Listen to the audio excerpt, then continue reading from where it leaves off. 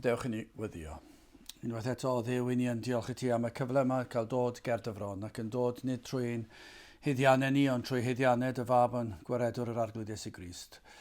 Bendithiau'n amser nawr, i ni yn gofyn i ti agosau at bob yr un ohono ni, beth bynnag yw ein sefyllfa ein cyflwr, i ni yn gofyn i ti i beri y bydd yn heneidiau yn llamu oddi fewn, yn dyrchafu enw, yn dyfoliannu di ac yn mwynhau dy bresenoldeb. Teir dim plith, tywat ysbryd arno, mi ni gofyn hyn ôl trwy enw ac heiddiant ein harglwydd Iesu Grist. Amen. Cyn i ni ddarllen o air Duw chydig y gyhoeddiadau, eich atgoffa chi o'r hyn sydd ar gael ar wefan Nghapel yr Rhath. Ein bwriad yw gosod ein noson o garolau ar y nos iau cyntaf o fis Rhagfyr, y trydydd o Rhagfyr, am hanner awr wedi 7, fe fydd yr oedfa hon ar-lein yn unig. Ac yn dilyn yr oedfa honno, fe fyddwn ni'n gosod myfyrdodau byr o garolau'r Efengil hefyd. Ac yna, wrth i'r Nadolig agosau, fe fydd na oedfa arbennig i groesawu'r Nadolig, noswyl y Nadolig, am 9:15 o'r gloch yr hwyr. Fe fydd yr gwasanaeth yma heddi yn wasanaeth o ddiolchgarwch. Ddim yn gallu cynnal yr oedfa honno yn y capel eleni, ond manteisio ar y cyfle i gael yr oedfa hon fel ein gwasanaeth diolchgarwch. Felly gadewch i ni ddarllen o air Duw, llyfr y Salmau, Salm 111. Molwch yr arglwydd, clodforaf yr arglwydd, am holl galon, yng nghymanfa y rhai uniawn ac yn y gynulleidfa. Mawr yw gweithredoedd yr arglwydd wedi eu ceisio gan bawb a'i hoffant. Gogoniant a harddwch yw ei waith ef a'i gyfiawnder sydd yn parhau byth. Gwnaeth gofio yr yfeddodau, graslon a thrigarog yw yr arglwydd. Rhoddodd ymborth i'r rhai a'i hofnant ef ei agofio ei gyfamod yn dragywydd. Mynegodd yw bobl gadernid ei weithredoedd i roddi iddynt etifeddiaeth y cenhedloedd. Gwirionedd a barn yw gweithredoedd ei ddwylo ef, ei holl orchmynion ydynt sicr. Wedi ei sicrhau byth ac yn dragywydd a'i gwneithir mewn gwirionedd ac uniawnder. Anfonodd ymwared yw bobl, gorchmynodd ei gyfamod yn dragwyddol, sancteiddiol ac ofnadwy yw ei enw ef. Dechreuad doethineb yw ofn yr arglwydd. Deall da sydd gan yr rhai a wnant ei orchmynion ef, y mae ei foliant ef yn parhau byth. Bydde bendith Duw ar ei air sanctaidd ef. Wel, ar gyfer ein gwasanaeth diolchgarwch fel testyn, gewn ni gymryd y drydedd adnod ond yr holl salm, Salm 111 ar drydedd adnod, gogoniant a harddwch yw ei waith ef a'i gyfiawnder sydd yn parhau byth. Ond nid oes cymaint gennym i ddiolch i'r arglwydd amdano. Petawn ni'n dechrau'r rhestru, mi fydde'r rhestr yn un hirfaith. Cymaint gan y byd i ddiolch i Dduw amdano, nad yw'r byd yn cydnabod hynny. Fod y byd yn anwybyddu y Duw, yn ei wrthod ac yn ei wawdio. Ond nid oes cymaint gan y byd i ddiolch i Dduw am yr holl fendithion mae e'n glawio ar y cyfiawn a'r anghyfiawn. Mae'r haul yn gwenu ar y cyfiawn a'r anghyfiawn. Ac gellir dweud, llawer ddim yn heiddi hynny, ac i ni'n gallu dweud bod dim un ohono ni yn heiddi hynny. Ond mae e dal i wneud. Mae e dal yn rhoi bendithion, pleserau, hapusrwydd i bobl. Ond serch hyn, i ni'n gweld, yr holl anwybyddu, yr holl codi dwrn, mae Duw yn tywallt ei drigareddau yn barhaol ar yr holl fyd. Hyd yn oed yn y sefyllfa bresennol i ni'n ei wynebu nawr. Ond nid ydym yn gweld llaw Duw yn y cyfan. Ac y byd, os yn ei gynabod o gwbl, maen nhw'n codi dwrn at Dduw, ond nid ydym ni yn dal i weld ei drigareddau fe yn y sefyllfa sydd ohoni heddi. I ni'n gweld Duw yn rhybuddio o'r newydd, yn rhoi rhybudd pendant i ddynolryw, i droi ei golygon, i ddyrchafu ei llygau tuag at y mynyddoedd. O'r lle y daw popeth, o'r lle y daw i cymorth, ond o'r lle y daw i holl bendithion. A'r holl atebion i broblemau bywyd. Ac eto i gyd wedi'r rhybuddion hyn, mae llawer o'r byd yn mynd o flwyddyn i flwyddyn, a byth yn cydnabod trigereddau Duw yn darparu ar gyfer ei bywydau pob dydd. Ond nawr yn gwrthod gweld llaw Duw yn y rhybudd yma, a ddim yn gweld pa mor bregus yw bywyd. Mae wedi dod yn ddigon clir, mae'n ddigon clir i ni drwy'r amser, ond diwe pa mor fregus yw bywyd. Ond yn sicr yn y dyddiau yma, mae pa mor fregus yw yr anadl yn dod yn fwy real yn y dyddiau tywyll yma. A falle y pwysles o'r angen i droi at yr arglwydd tra bod cyfle. Tra bod na gyfle, tra bod y gallu ganddoch, tra bod clustia gyda chi wrando, tra bod gyda chi tafod sydd yn gallu ynganu ac yn dweud geiriau ac yn gallu yngan gweddi, tra bod llygad gyda chi i ddyrchafu tuag at y mynyddoedd, tra bod ganddoch chi y nerth i'w geisio. Ceisiwch tra bod cyfle. Mae bywyd yn fregus. Geilwr salmydd ar bob un ohonom ni glodfori Duw i diolch iddo am ei holl fendithion. Dyma be mae'n galw arno ni wneud. O'r adnod gyntaf oll, mae'n gosod y sefyllfa yn glir, yn galw arno ni, ymunwch gyda fi, mae'r salmydd yn dweud, i ddiolch i Dduw, i glodfori Duw am ei holl fendithion. Hyd yn oed os nad oes neb yn ymuno gyda ni. Efallai trwy ein mawl, yr argyhoeddir eraill i ymuno. Dyna naws y beth mae'r salmydd yn ei ddweud. Mae fel bethau'r salmydd yn dweud, dwi'n mynd i glodfori Duw os mai fi yw'r unig un. Ac wrth i fi glodfori Duw, falle fydd na eraill yn ymuno gyda fi. Falle bydd hyn yn peri argyhoeddiad arnynt. Molwch yr arglwydd. Ac yna mae'n dweud clodforaf yr arglwydd am holl galon. Yng nghymanfa y rhai uniawn ac yn y gynulleidfa. Lle bynnag y mae e. Mae'n dweud, dwi'n mynd i foli'r arglwydd. Dwi'n mynd i foli'r arglwydd yn y gynulleidfa. Lle bynnag fyddai ar ben fy hun, dwi'n mynd i foli'r arglwydd. Wrth i fi fynd ar fy ngwaith ym nghartref o flaen fy nheulu, lle bynnag.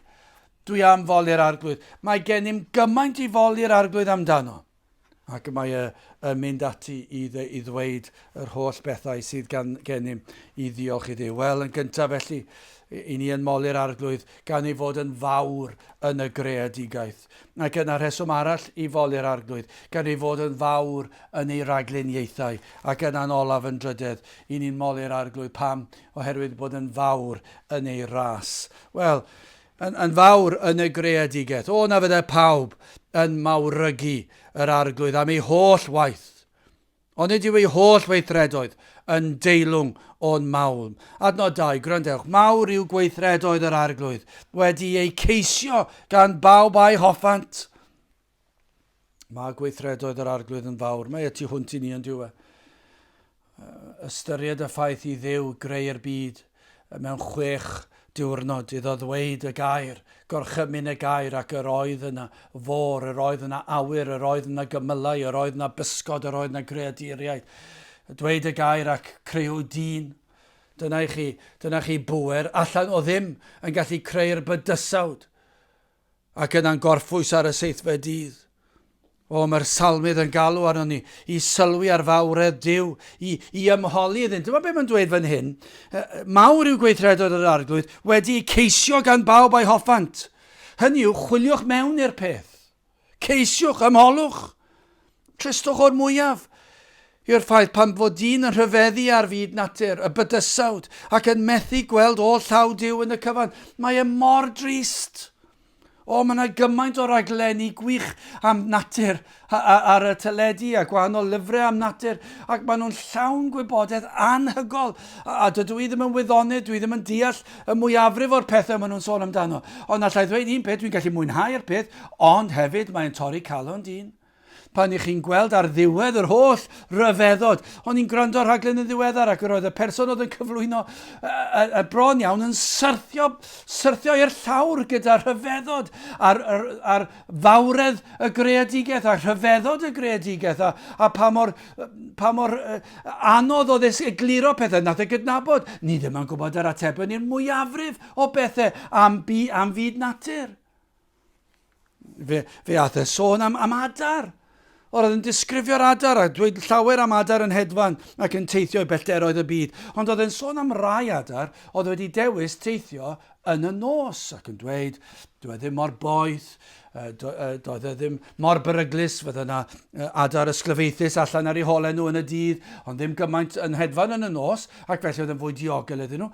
Ond hefyd oedd yn dweud sut oedd nhw'n gallu ffeindio'u ffordd yn y nos. Oedd yn dywyll. Ac ar hedfan dros y moroedd hefyd. Dros y môr heb unrhyw beth o'r tir i weld. Sut oedden nhw'n ffeindio'u ffordd? Ac yr hyn oedden ni ddweud oedd, roedden nhw'n edrych ar y ser. Ac ar un seren sefydlog yn yr awyr. Ac yna'n gweithio mas y patrymau'r ser o'i gwmpas e. Ac yna trwy ddilyn y patrymau, roedden nhw'n gallu cyrraedd pen y daith. Anhygol. Disgrifio rhai adar a'i lliwiau nhw ar eu hadenydd nhw ac yn dweud bod y lliwiau bod yna bwrpas iddyn nhw.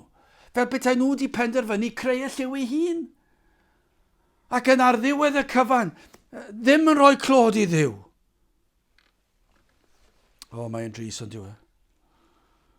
Methu gweld ôl llaw Duw yn y greadigaeth, bod na gynllunydd, bod na un sydd wedi trefnu'r cyfan. Mae'r salmydd yn dweud, fe ddylsech chi ymchwilio mewn i'r mater. Chwiliwch mewn i'r peth. Ceisiwch am fwy a fwy o wybodaeth. Edrychwch mewn i'r materion yma. Mae pobl yn y byd fodern yma, yr gwyddonwyr, yn trial dweud, i ni yn chwilio am atebion. Ond dydyn nhw ddim, dydyn nhw'n chwilio am atebion. Maen nhw'n edrych ar y gwyddoniaeth, ond dydyn nhw ddim yn mynd yn ddwfn iawn, ddim i'r man lle maen nhw'n cyrraedd rhaid bod na Dduw. Maen nhw'n dod yn fyr. Dydyn nhw ddim yn gofyn y cwestiynau sydd angen i gofyn. Ac ar ôl darganfod yr holl beth yma, maen nhw'n dweud hap a damwain, maen nhw'n dweud rhyw ffrwydrad fawr oedd y cyfan. Ond mae'r salm yn dweud edrychwch mewn i'r peth. Ewch i'ch llyfrau gwyddoniaeth te. Ewch i weld pa mor ryfeddod yw'r greadigaeth. Ac yna ystyriwch, oes na Dduw. Ac os ych chi'n onest am y peth, os ych chi'n gofyn i Dduw, os wyt ti Dduw yn bodoli dangos i mi. Ac wrth wneud hynny, fe fyddwch chi wrth ymchwilio mewn. Fe fyddwch chi'n gweld ryfeddod y greadigaeth. Ffyliaid sydd ddim. Maen nhw'n stopio'n fyr ond ydyn nhw. Edrych yn ddwfn i'r materion yma, ond gellir gwneud hyn ym mhob maes, ond sicr yn y greadigaeth. Pan ni'n cynnal ein gwasanaeth y diolchgarwch, yn draddodiadol ffermwyr amser y cynheuaf yn dod â'i cynnyrch ac yn cael oedfa ac yn diolch i Dduw ac am y dyddiau hynny, lle roedd pobl yn dod ac yn dweud diolch i ti o Dduw am y cynnyrch yma, am y bwyd, am y diod, am gartrefi, am ddillad. Ond sawl un heddi sydd yn ystyried diolch i Dduw. Sawl un sydd yn mynd i oedfa ddiolchgarwch cynheuaf. I ddiolch i Dduw am ei ryfeddodau yn y greadigaeth. Fydd y mwyafrif llethol ddim yn ystyried bodolaeth Duw, heb sôn am ddiolch iddo. Ac hyd yn oed petai'r rhai yn mynd i ddiolch o ran mae dyna sydd yn draddodiadol i ni yng Nghymru. O'r ychydig sydd yn neud hynny, faint sydd yn diolch am y gwir pethau sydd angen diolch amdanyn. Diolch am pethau materol, ond diolch am iachawdwriaeth. Faint sydd yn neud hynny? Chydig iawn. Ni'n diolch am ei drigareddau bod yr haul yn gwenu arno, mae'r dŵr yn dyfrio'r tir. Ond sawl un sydd wedi trafferthu ddarganfod mwy, sydd wedi ymholi, sydd wedi chwilio. Llawer yn dod yn fyr o roi clod i Dduw, yn credu mai hap a damwain yw'r cyfan, am hap a damwain. Dyna chi hap a damwain yw'r greadigaeth hon. Pan ych chi'n meddwl bod pobl yn credu mai rhyw ffrwydrad, ac o beth dath y ffrwydrad, dwi'n does ddim ateb dyn nhw'r peth yna, ond mae hap a damwain bod popeth wedi syrthio i'w le, byd, lle fod gan bob un peth bwrpas, popeth yn y bydysawd fod na bwrpas, fod na drefn, a fod hwnna wedi parhau dros y cynrifoedd, a sut fod creaduriaid i gyd yn cael effaith ar ei gilydd, a sut fod planhigion i byd yn darparu bwyd i bob un o'r creaduriaid ac i ni, ac eto i gyd ni dal methu i weld. Ac wrth ystyried mawredd y greadigaeth yn y ffaith iddo ddweud y gair a creu dyn, ac yna pan ni'n meddwl am rhyfeddod y corff ddynol a'r lygad, a pan i chi'n meddwl sut i ni'n gallu gweld, a sut mae'r llygad yn gweithio, mae'n anhygoel yn diwy. A'r glist, sut mae sain yn dirgrynu mewn i'r glist, ac yna bod hwnna'n troi mewn i rhywbeth i ni'n ei ddeall, mae'n anhygoel. A'r trwyn yn gallu arogli, ac yna'r pethau yma, nid yn unig yn helpu ni fyw, ond helpu ni fwynhau, bod ni'n gallu gweld rhyfeddod y greadigaeth, bod ni'n gallu clywed prydferthwch adar yn canu, a bod ni'n gallu arogli'r blodau a'r ffrwythau ac yn y blaen. Gwrth ystyried mawredd y greadigaeth. Yn yr holl bethau hyn, ond ni ddylsyn ni blygu glin a moliannu Duw. Mae'r rhain yn ddigon i ni syrthio lawr a rhyfeddu at ei fawredd. Fel mae'r emyn yma, mae'r plant yn canu yn yr ysgol, mae'n emyn hyfryd i'n syml.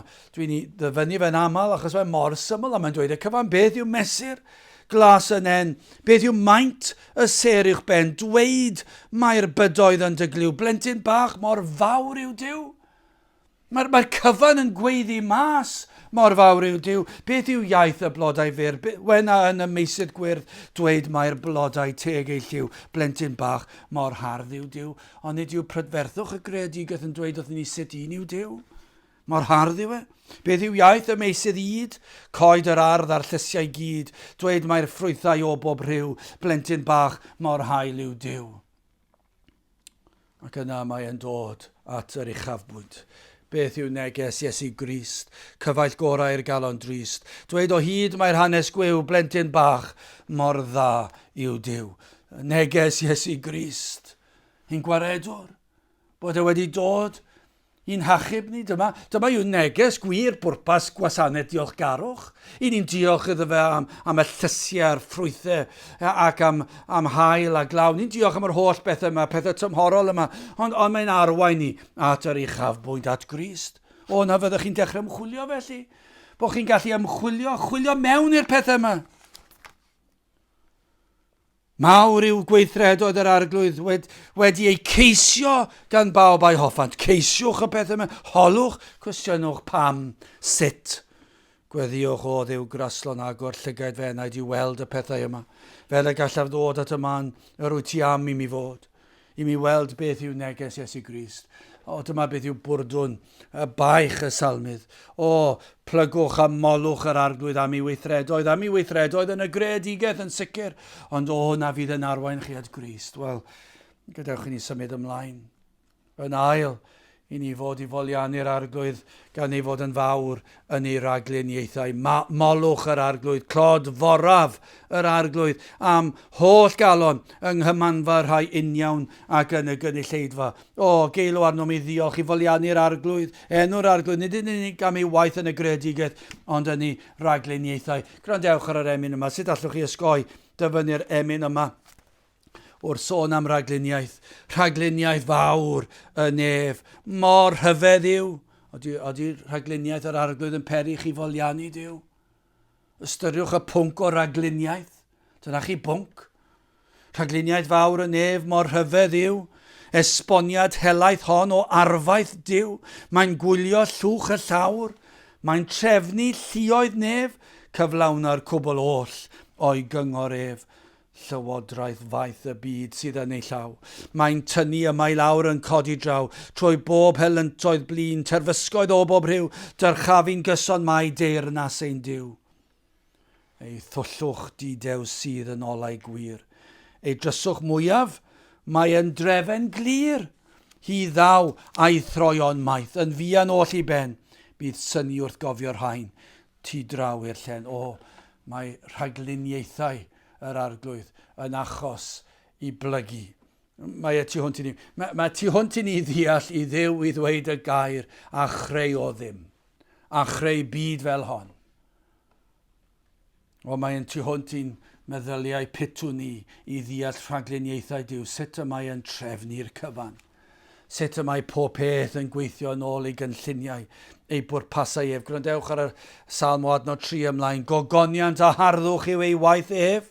A'i gyfiawnder sydd yn parhau byth, gwnaeth gofio ei ryfeddodau, graslon a thrigarodd yw yr arglwydd, rhoddodd ymborth i'r rhai ei hofnant ef e a gofiau gyfamod yn dragywydd, mynegodd yw bobl, gadernid ei weithredoedd i roddi iddynt etifeddiaeth y cenhedloedd.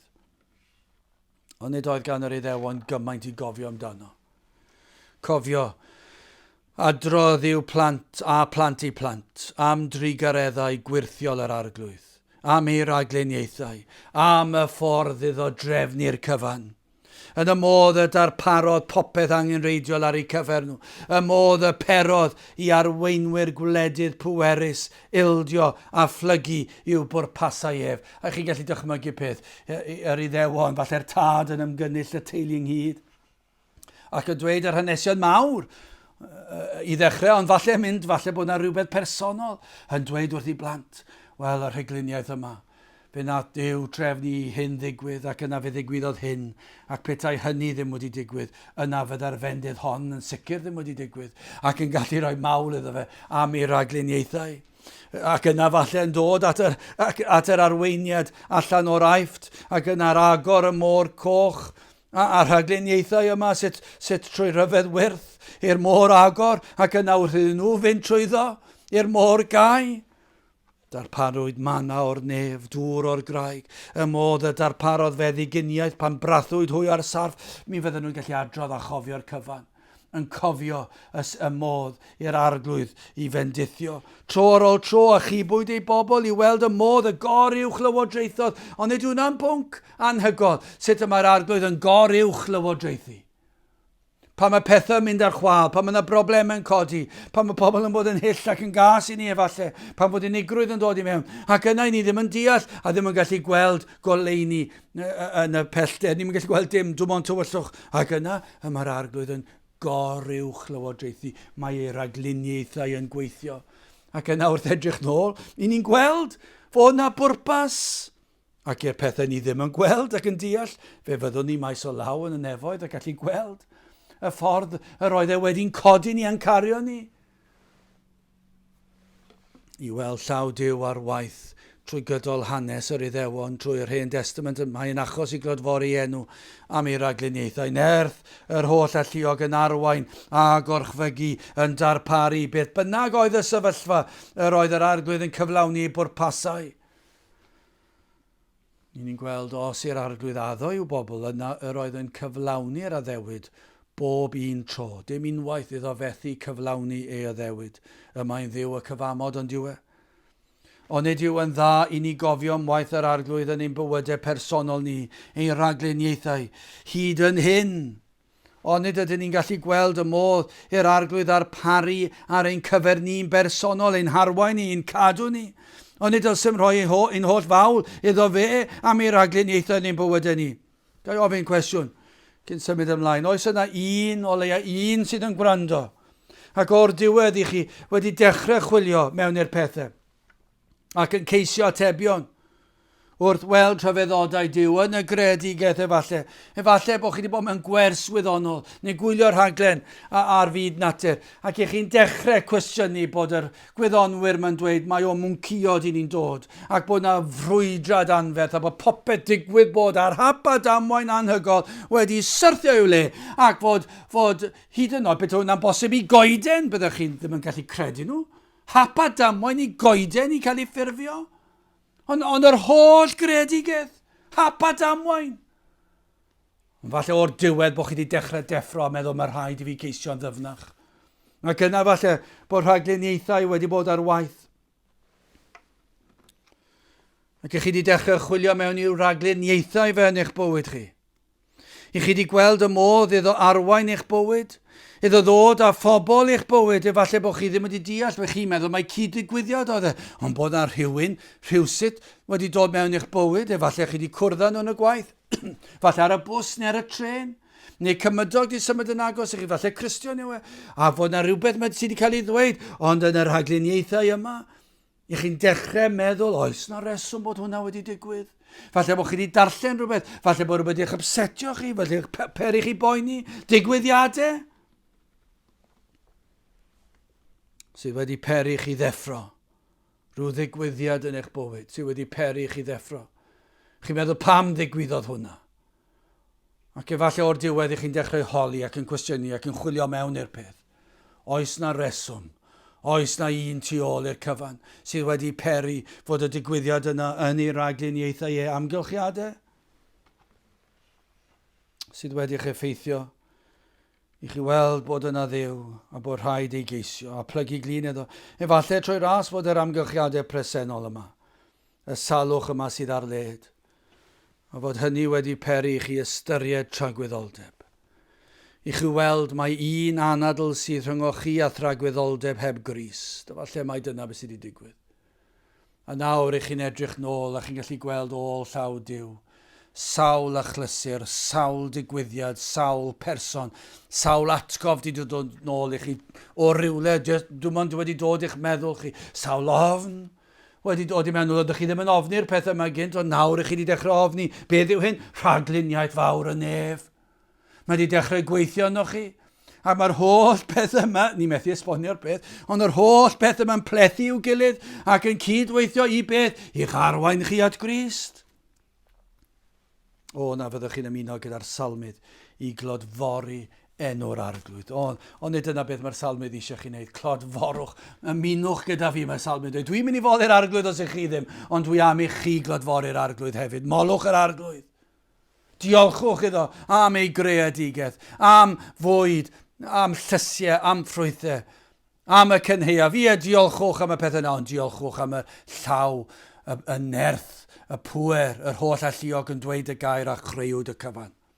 Diolchwch am ei ragluniaethau yn trefnu'r cyfan. Ei fod ef yn goriwch llywodraethu, ei fod e'n trefnu. Fod ganddo fe bwrpas. Ei fod yn gallu trefnu yn eich bywyd chi. Efallai bod e trwy'r ragluniaethau wedi dechrau gweithio ar eich enaid chi ac o'r diwedd i chi wedi dechrau chwilio mewn i'r pethau. Wel, gwrandewch fan hyn.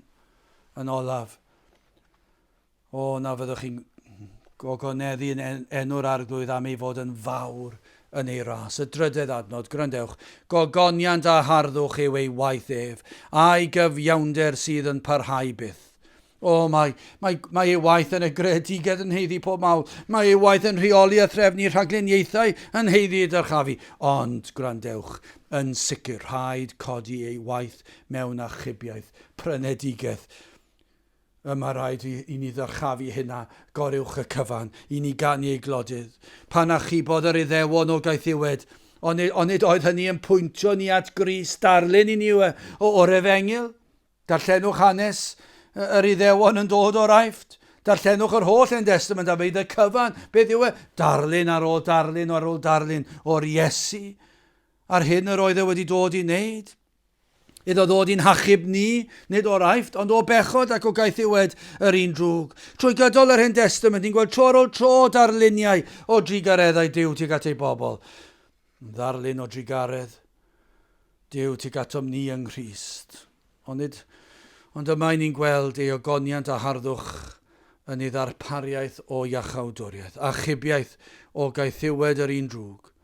Mawredd ar hyfeddod ei waith yn achub dyn sydd yn ei wrthod, ond dyna beth yw gras.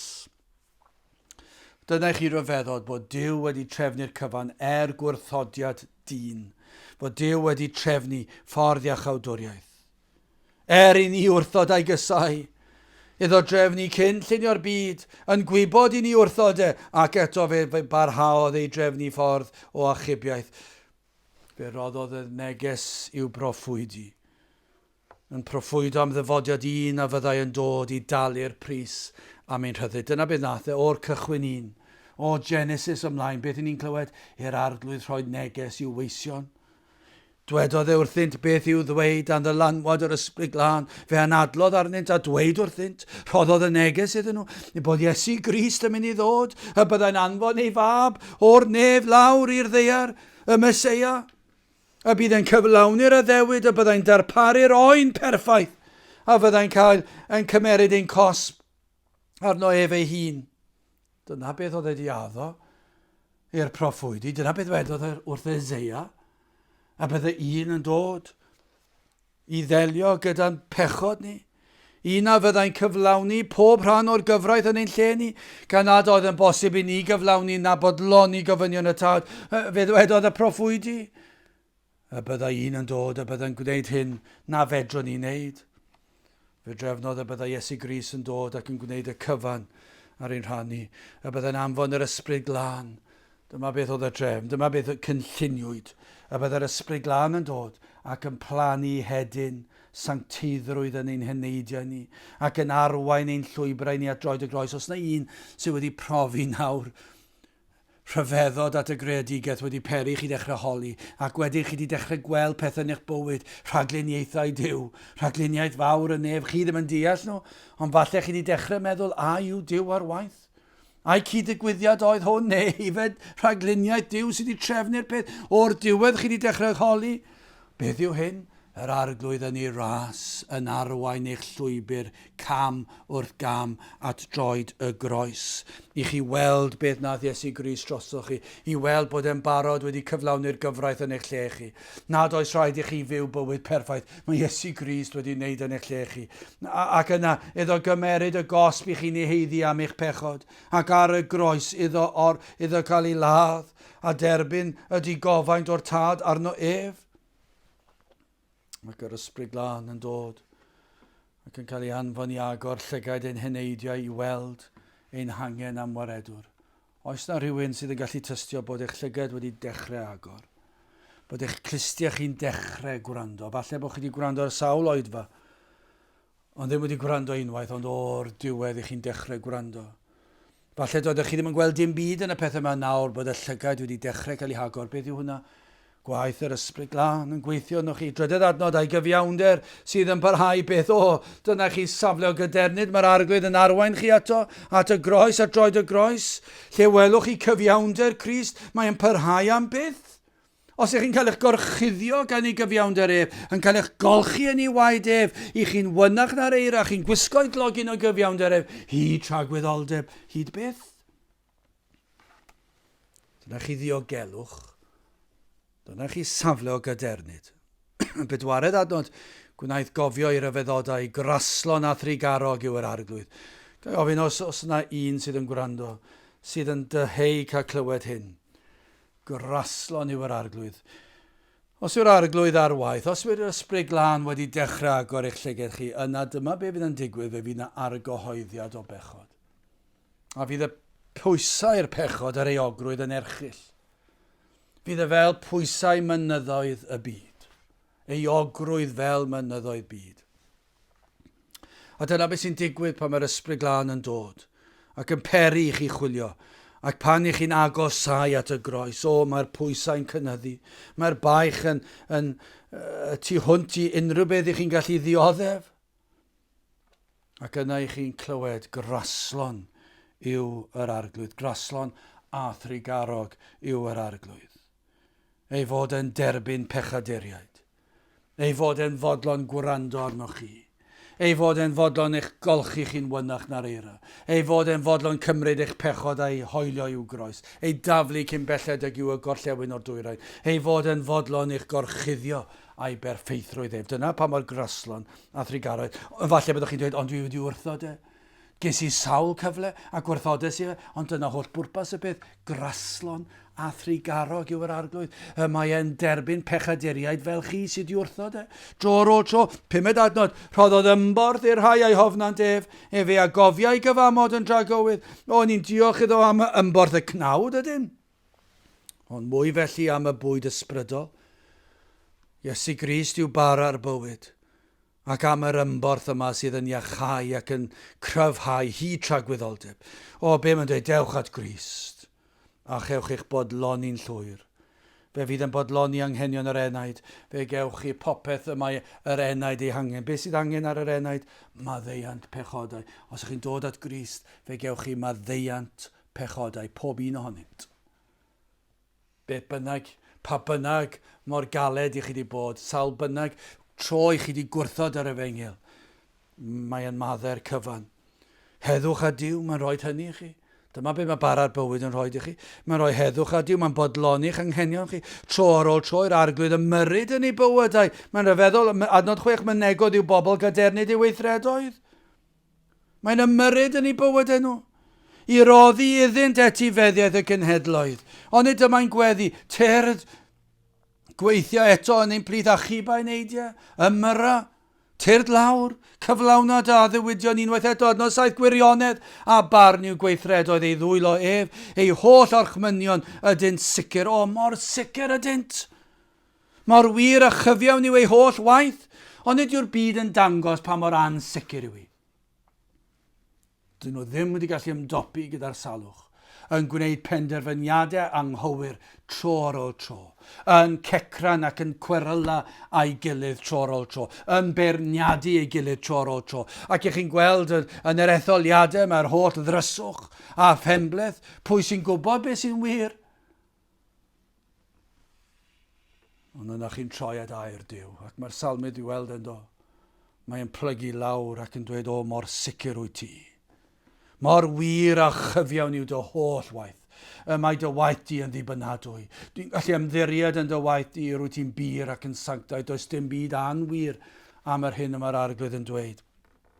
Adnod 8 ac yn 9, wedi ei sicrhau beth ac yn dragywydd. A'i gwneithir mewn gwirionedd ac yn iawnder. Anfonodd ymwared i'w bobl, gorchmynodd ei gyfamod yn dragwyddol, sancteiddiol ac ofnadwy yw ei enw ef. O mor wahanol i'r byd, ac i arweinwyr y byd, a thrigolion y byd. Mae'r arglwydd goruwch y cyfan, anfonodd yr arglwydd waredigaeth, anfonodd ymwared i'w bobl. Gai ofyn a yw hyn yn berthnasol i rywun heddi sydd yn gwrando? Anfonodd ymwared i chi. A dydy anfon yr achubiaeth yma i chi heddi? Hwna fyddwch chi'n ymuno yn y mawl? Efallai am y tro cyntaf heddi? Am ei holl trigareddau tuag atoch yng Nghrist? Hwna fydd yna un yn dod i ddiolch i Dduw am yr efengil sanctaidd. Halleluia. Amen.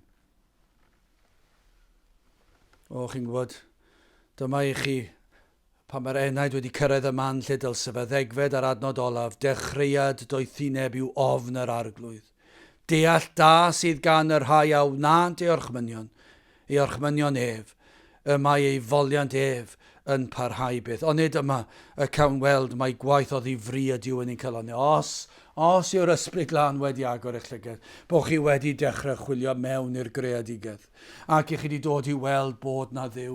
Os trwy waith a trwy ras yr arglwydd, i chi wedi gweld ôl llaw yr arglwydd mewn rhagluniaethau yn eich bywyd personol chi, ac bod hwn wedi peri chi agor eich llygad, bod yr ysbryd wedi agor eich llygad, a wedi dangos i chi fod yr arglwydd ar waith, a bod chi o'r diwedd wedi gweld eich pechod, ac nawr chi wedi cael eich arwain at ei ras, at ei gariad, at y groes, at Grist. Ac i chi wedi dod mewn parchedig ofn, dyma beth yw gwir doethineb. Dechreuad doethineb yw ofn yr arglwydd. O, i chi wedi dod i'r man o brofi'r parchedig ofn ym mhresenoldeb yr holl alluog Dduw. A pan welir newid mewn bywyd o gynlyniad i waith Dduw yn yr enaid, pan i ni'n gweld bod na rhywbeth yn digwydd, i chi wedi dod at y groes, ac i chi wedi teimlo'r gras yr arglwydd, bod chi wedi dod ato fod wedi cymryd eich pechod a'ch golchi chi'n lan, a'ch maddau chi, a'ch bwydo chi gyda'r bendithion, maddeuant pechodau, heddwch a Duw sicrwydd cadwedigaeth, bod wedi pentyrru'r bendithion mewn chi, ac fod eich enaid yn llamu oddi mewn. Be fydd yn digwydd? Fel mae'r salmydd yn dweud, fe fyddwch chi am cadw orchmynion. Dyna sut ych chi'n gwybod bod na waith wedi digwydd i chi am gadw i orchmynion. Chi'n dod o'r byd, o dywyllwch y byd i oleini'r efengil. Chi'n dod o bod yn farw yn ysbrydol i fod yn fyw yn ysbrydol.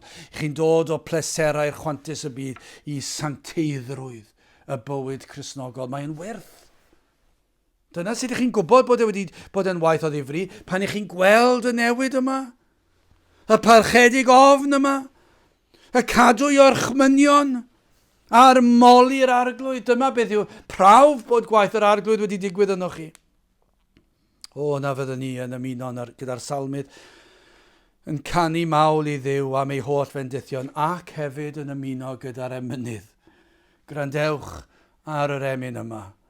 Dyma chi reswm i ddiolch i Dduw am ei holl fendithion. Am ei fendithion materol. Am fwyd, am llysiau a ffrwythau, am gartrefi, am deulu, am ffrindiau. Ie, mae hwnna'n wir, ond i ddiolch am y greadigaeth. I ddiolch am ei ragluniaethau, ond yn arbennig am ei ragluniaethau yn arwain ni at y groes. Ac yna i ddiolch am yr arglwydd Iesu Grist.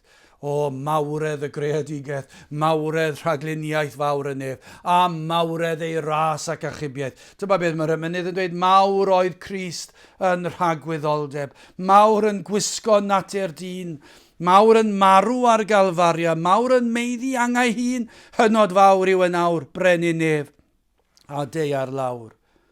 Mawr oedd Iesu yn yr arfaith, mawr yn y cyfamod hedd, mawr yn methlem a chalfaria, mawr yn dod i lan o'r bedd, mawr iawn fydd ef ryw ddydd pan ddatguddir pethau cudd.